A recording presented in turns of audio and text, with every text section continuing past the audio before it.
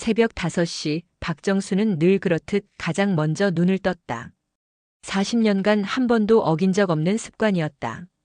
슬리퍼 소리를 죽여가며 부엌으로 향하는 그녀의 발걸음은 여전히 단단했다. 소량기라는 이름의 작은 한식당은 정순에게 단순한 밥집이 아니었다.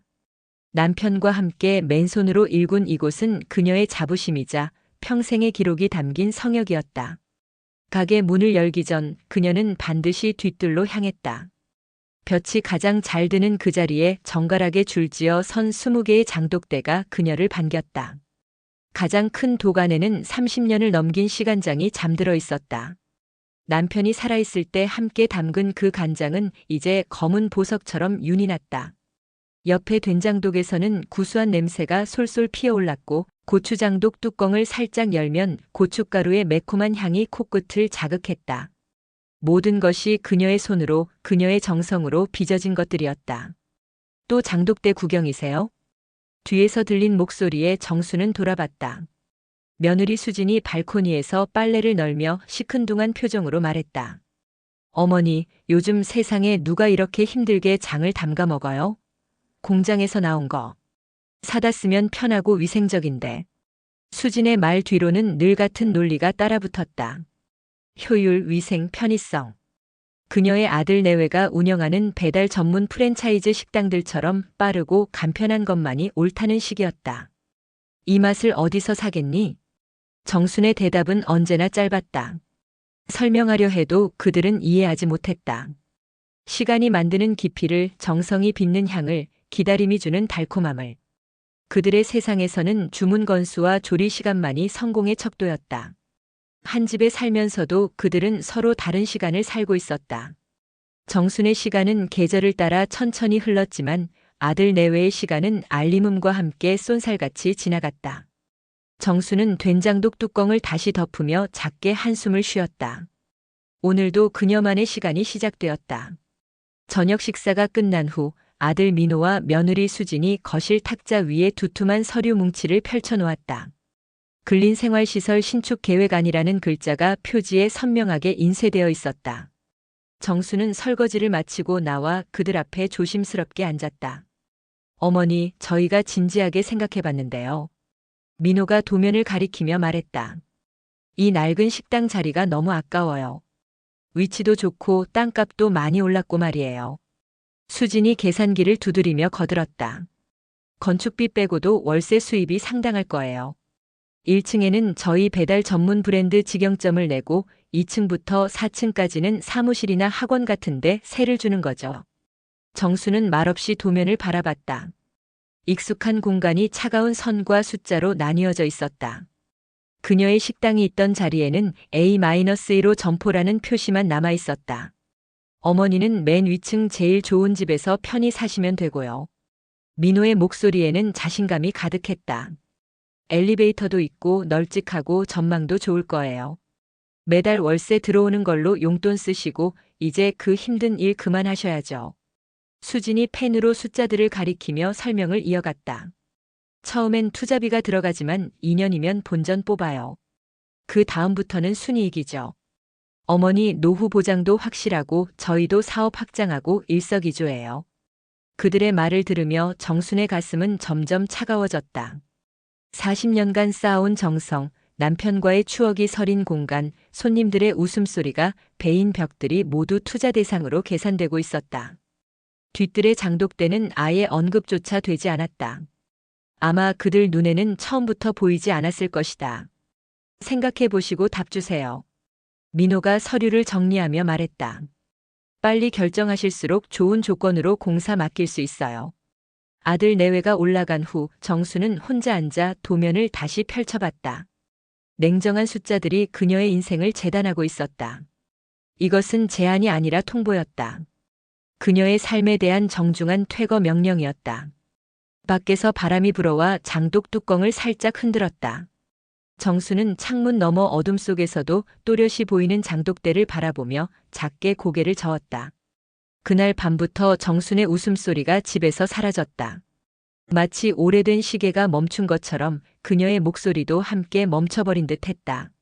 아침에 일어나 인사를 건네도 고개만 살짝 끄덕일 뿐이었고 저녁 식탁에서도 그녀는 유령처럼 조용했다. 아들 내외는 이런 정순의 변화를 오히려 반가워하는 것 같았다. 민호는 아내에게 속삭이듯 말했다. 어머니도 이제 현실을 받아들이시나 보다. 처음엔 서운하시겠지만 나중에는 저희한테 고마워하실 거야. 수진 역시 고개를 끄덕이며 맞장구 쳤다. 맞아요. 어머니도 이제 저희 덕에 호강하시는 거예요. 매일 그 무거운 솥을 들어 올릴 필요도 없고 장 보러 새벽부터 나갈 필요도 없고 말이에요. 그들은 정순의 침묵을 체념으로 침묵을 승낙으로 해석했다. 마치 자신들이 효자 효부가 된 것처럼 뿌듯해했다. 하지만 집안의 온기는 나날이 식어갔다. 예전처럼 부엌에서 들려오던 칼질 소리도 물 끓는 소리도 무엇보다 정순의 콧노래도 사라졌다. 매일 밤 11시가 넘으면 정순은 혼자 부엌으로 내려왔다. 형광등을 켜지 않고 달빛의 의지에 익숙한 의자에 앉았다. 그 의자는 남편이 직접 만들어준 것이었다. 등받이가 비스듬해서 오래 앉아도 허리가 아프지 않았고 팔걸이에는 세월의 때가 반들반들하게 앉아 있었다. 이 부엌은 단순히 음식을 만드는 공간이 아니었다. 신혼 때 남편과 함께 뜨거운 불 앞에서 땀을 흘리며 꿈을 키웠던 곳이었다. 아들이 어렸을 때는 이 식탁에서 숙제를 봐주고 밤늦게 들어오면 따뜻한 국밥 한 그릇을 끓여주던 곳이었다. 손님들의 사장님, 오늘도 맛있네요 라는 인사가 메아리처럼 벽에 배어있는 곳이었다. 스테인리스 싱크대에는 40년간의 스크래치가 지도처럼 새겨져 있었다. 가스레인지 옆 타일에는 기름때가 아무리 닦아도 지워지지 않는 갈색 얼룩을 만들어 놓았다. 후드 모서리에는 무수히 많은 국자가 부딪혀 만든 자국들이 있었다. 이 모든 것이 그녀의 삶의 증거였다. 저 아이들은 모르겠지. 정수는 처음으로 중얼거렸다. 목소리는 쉬어 있었다. 그냥 단순히 유산을 이어받으려는 게 아니야. 나에게서 모든 것을 앗아가려는 거야. 달빛이 부엌 바닥에 네모난 그림자를 그렸다. 정수는 그 그림자를 바라보며 무언가를 곰곰 생각하고 있었다. 며칠이 지나자 그녀의 눈빛이 달라지기 시작했다. 체념이 아니라 결심의 빛이었다. 어느 오후 정수는 조용히 핸드폰을 꺼냈다. 통화 목록에서 구청 김 과장님이라는 이름을 찾아 눌렀다. 김 과장은 15년 넘게 소량기의 단골이었던 사람이었다. 과장님 저예요. 박정순이요. 시간 되시면 한번 뵐 수 있을까요?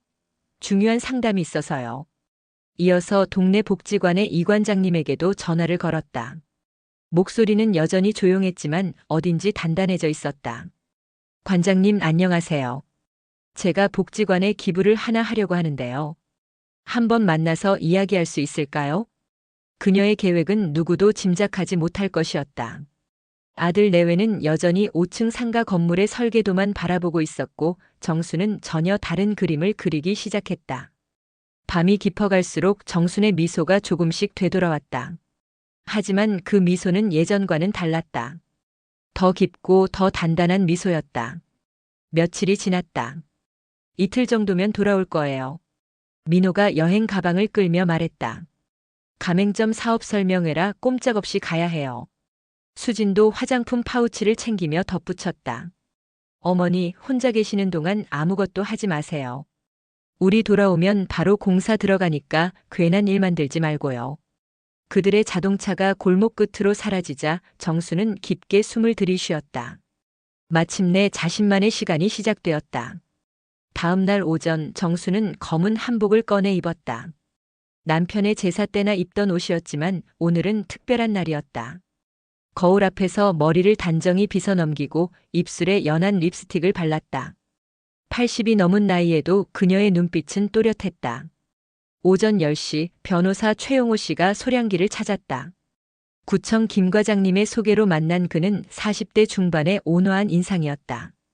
서류 가방을 열어 두툼한 문서들을 꺼내며 말했다. 어르신 정말 확실하신 거죠? 한번 진행되면 되돌리기 어려워요. 정수는 미소를 지으며 고개를 끄덕였다. 평생 결정 중에서 가장 확실한 결정이에요. 서류에는 소량기 전통음식문화 보존 사회적 협동조합 설립 서류와 재산 기부 계약서가 포함되어 있었다. 정순의 집과 식당, 그리고 적지 않은 예금까지 모두 이 조합에 기부하는 내용이었다. 이 조합의 목적은 무엇인가요? 변호사가 다시 한번 확인했다. 젊은 사람들에게 우리 전통 음식을 가르치고 동네 어르신들에게는 집밥 같은 따뜻한 식사를 제공하는 거예요. 그리고 정순이 잠시 말을 멈추고 창밖을 바라봤다. 음식에 담긴 마음을 전하는 거예요. 오후 2시 동네 복지관의 이 관장과 구청 김 과장, 그리고 몇몇 지역 인사들이 소량기에 모였다. 정수는 직접 손으로 빚은 만두와 된장찌개, 깍두기를 대접했다. 30년 묵은 간장으로 간을 맞춘 나물들은 입안에서 깊은 단맛을 펼쳤다. 이 맛을 어떻게 돈으로 계산할 수 있겠어요? 정순이 조용히 말했다. 사람들은 효율만 따지지만 어떤 것들은 시간과 정성이 있어야만 만들어지는 거예요. 서류에 도장을 찍는 순간 정수는 이상하게도 홀가분했다. 40년간 짊어졌던 무거운 짐을 내려놓는 기분이었다. 이제 소량기는 더 이상 그녀 혼자만의 것이 아니었다. 마을 전체의 보물이 되었다. 이틀 후 민호와 수진이 돌아왔을 때 그들이 마주한 것은 믿기지 않는 광경이었다. 소량기 입구에는 새로운 간판이 걸려 있었다. 소량기 전통음식문화 보존회 마이너스 사회적 협동조합. 그 밑에는 작은 글씨로 청년 요리교실 운영, 지역 어르신 무료급식 제공이라고 적혀 있었다. 이게 뭐예요? 수진이 헐떡거리며 물었다. 정수는 평온한 표정으로 대답했다. 내가 한마지막 요리야. 곧이어 도착한 변호사 최용호 씨가 법적 효력이 담긴 서류를 건넸다. 이 건물과 토지는 이제 사회적 협동조합 소유입니다. 조합 정관에 따라 상업적 목적의 건축은 불가능하며 조합원들의 동의 없이는 용도 변경이 불가능합니다. 민호의 얼굴이 하얗게 변했다. 어머니, 이게 무슨... 우리와 상의도 없이... 상해? 정순이 처음으로 목소리를 높였다. 너희들이 나와 언제 상의했니? 내 인생을 계산서 한 장으로 정리하려 할 때 나와 상의했느냐? 그녀의 눈에는 눈물 대신 단단한 결의가 서려 있었다. 이제 이 집은 돈이 아니라 마음을 나누는 곳이 될 거야. 그게 너희 아버지와 내가 처음 꿈꿨던 모습이니까. 저녁 노을이 장독대를 물들이고 있었다. 정수는 창가에 서서 뒤뜰을 바라봤다. 내일부터 이곳은 새로운 이야기를 써내려갈 것이었다. 어머니, 이게 다 무슨 일이세요? 민호의 목소리가 집안을 울렸다. 평생 어머니 앞에서 이렇게 큰 소리를 낸 적이 없었지만 오늘은 달랐다. 자신들의 꿈이 하루아침에 물거품이 된 절망감이 그를 압도하고 있었다. 하지만 정수는 흔들리지 않았다.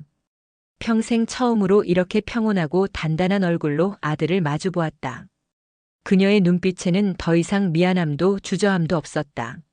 나는 내 것을 지켰을 뿐이다. 정순의 목소리는 잔잔했지만 단호했다. 너희는 너희의 사업이 있고 나는 내 음식이 있다. 수진이 악에 받쳐 소리를 질렀다. 그럼 저희 계획은 어떻게 해요? 저희가 그동안 준비한 게 얼마나 많은데요. 너희 미래?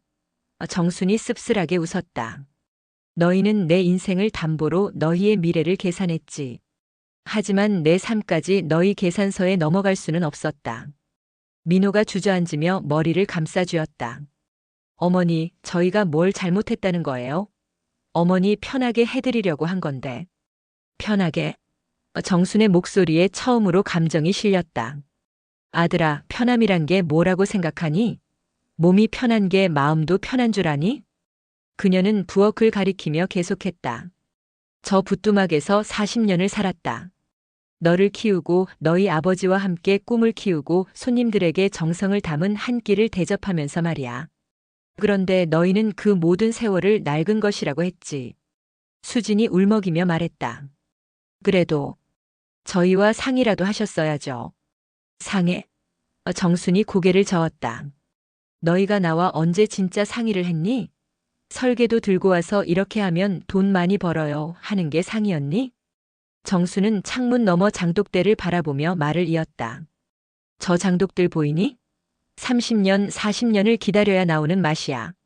그런데 너희는 하루아침에 그걸 다 허물고 뭔가를 올리려고 했어. 그럼 이제 저희는 어떻게 살아야 해요? 민호가 절망적으로 물었다. 정순이 돌아서서 아들을 바라봤다. 너희가 내게 무언가 물려받길 바랐다면 돈이 아니라 내 손맛에 담긴 마음부터 먼저 배웠어야지. 이때 문득 밖에서 웃음소리가 들려왔다. 복지관에서 온 어르신들이 점심을 드시러 오는 소리였다. 박 사장님, 오늘은 뭐 맛있는 거 있나요? 아이고, 식당이 이렇게 멋있게 바뀌었네. 정순의 얼굴에 처음으로 환한 미소가 번졌다.